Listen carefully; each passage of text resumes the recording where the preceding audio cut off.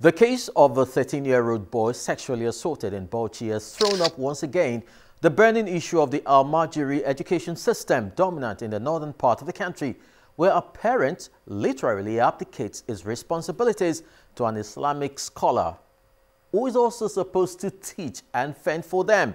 Now, what happens to the Child Rights Act? How do we start dealing with the flaws of a system that has thrown up more beggars on the streets? This and more on Eyewitness Reports. I'm Chris Elams. The Child Rights Act should ordinarily protect vulnerable children if domesticated, yet not all the states in the country has adopted it. One begins to wonder how much attention we pay our children, our future. Our story right now takes us to Bauchi State for a follow-up on the assault on a 13-year-old boy. Join us.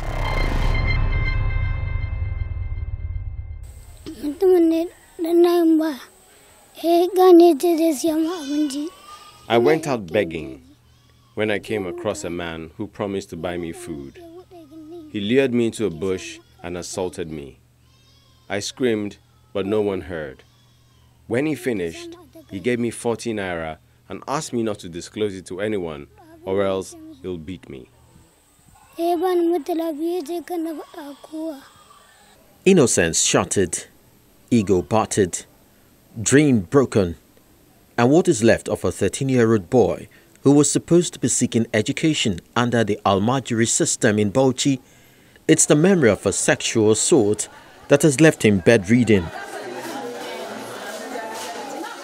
The incident has brought to the fore once again the flaws of an education system where parents partially or totally abdicate their responsibilities to a Malam or Islamic scholar who is charged with the task of teaching the children Quranic doctrines as well as fend for them. Sadly, this is rarely the case, as the system gets laced with all forms of exploitative tendencies and selfishness, thereby exposing the children to danger with little or no protection from the government. Majority of these people that send their children to this Almajiri school are not sending them because they want them to learn any religious education. It used to be the case, but this is not the case now. It is purely economical or economic. That is just the truth. They send them because they have these children and they can't feed them.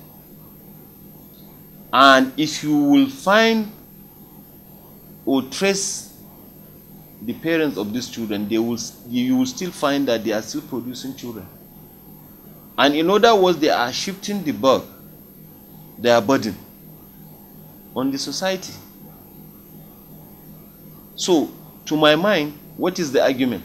The argument is that you should take care of what you produce. If you can't take care of these children, then don't produce them.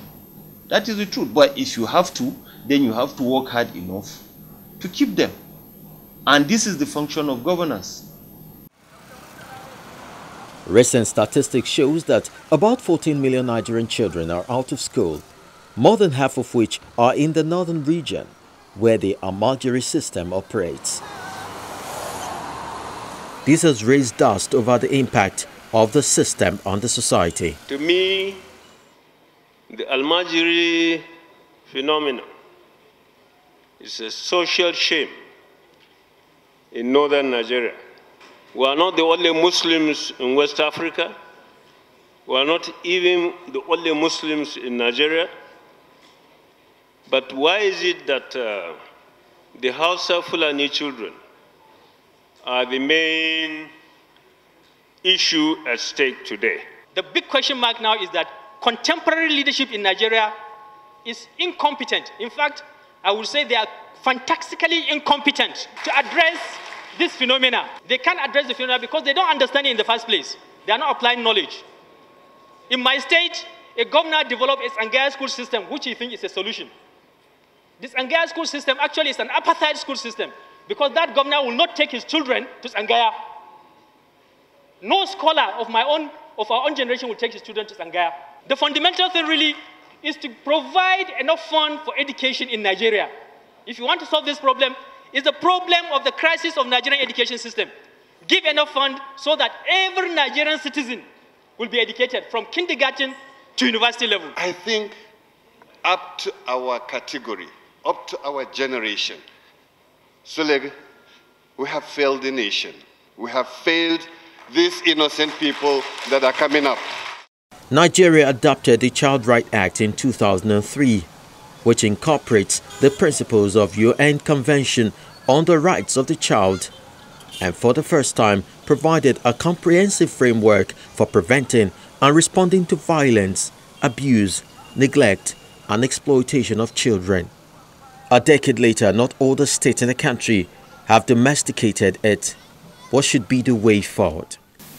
They should have a concerted action which is aimed at abolishing the system. And this should be by way of a legislation. It should not be a one-state thing, because I know Kaduna started, it didn't succeed. Kano tried, it didn't work. So, and basically I think it didn't succeed because there was no unity of purpose. So I want to believe that if they should come together to work towards actually solving the problem, it will be more successful. If we have 14 million children that should be in school and they are not in school, what will happen to these children 10, 15 years down the line? I mean, the problem will be worse than the Boko Haram issue we are having, because these children are not learning any trade, and they are not even learning any of this religious education that we claim they are learning. They are just roaming the street, picking issues and taking bad habits, and some of them are being exploited socially, sexually, culturally, and even economically. Some of them are being put into hard labor, forced labor, child labor, with an attendant psychological